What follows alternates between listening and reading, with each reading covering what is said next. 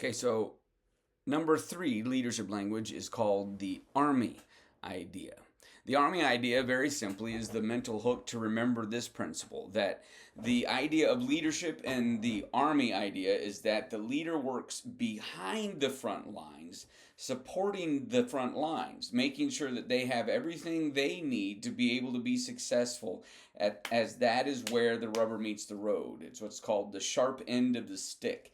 And that's what needs to drive leadership. Leadership isn't necessarily on the front lines. Leadership, according to the Army idea, works behind the front lines, making sure that they have the strategy, the tactics, the training, the equipment, the material, everything that is necessary for them to accomplish their work. Because the battle is won and fought at the front lines, but in many ways, the outcome is decided by how well the leaders work behind the front lines to support them.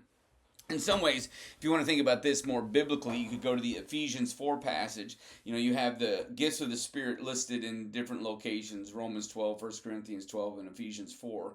The Ephesians 4 is really the leadership gifts being spoken of in a specific context. You have the apostles, the prophets, the evangelists, the shepherds, and the teachers. And those roles, it says very clearly, are in order to equip the saints, to equip the body of Christ to do the work that they're called to do.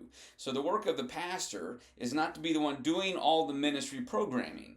That's not the job. That's not the job of the leader. That's not what they're supposed to be doing. They're supposed to be working behind the front lines, equipping and training, resourcing the body of Christ to do the battle that needs to be done. So if your view of ministry as a lay person is that the pastor is the one that's supposed to do it, that's why we pay him, that's unbiblical. If your view as a pastor is that you should be the one on the front lines doing the ministry, your face should be out there, you should be in charge of the children's ministry, the youth ministry, the men's ministry, the women's ministry, you should be engaged and involved in all of those in the front line, you're going to, number one, either maintain a very small church because you can't do but so much, or you're going to frustrate all of your people until they leave, and then you have a small church. So the Army idea is that the general is behind the lines, equipping and training and resourcing the front lines where the battle actually happens. And that is a great leadership principle to remember all the time. We love the picture of the leader out front charging with his men, but if you want to have a big army, if you want to successfully accomplish a massive campaign, you need to have the Army idea in place where the generals are behind the line. The line is the point. The sharp end of the stick is what drives decisions. But the Army leader is the one that is equipping and training and resourcing. And that is what you should be doing in leadership in the church as well.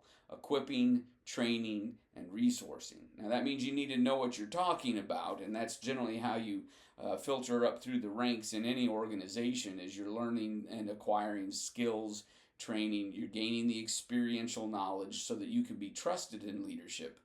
But you need to work behind the lines, out of the limelight, in order to train, equip, and resource. And so that's the Army idea in leadership language.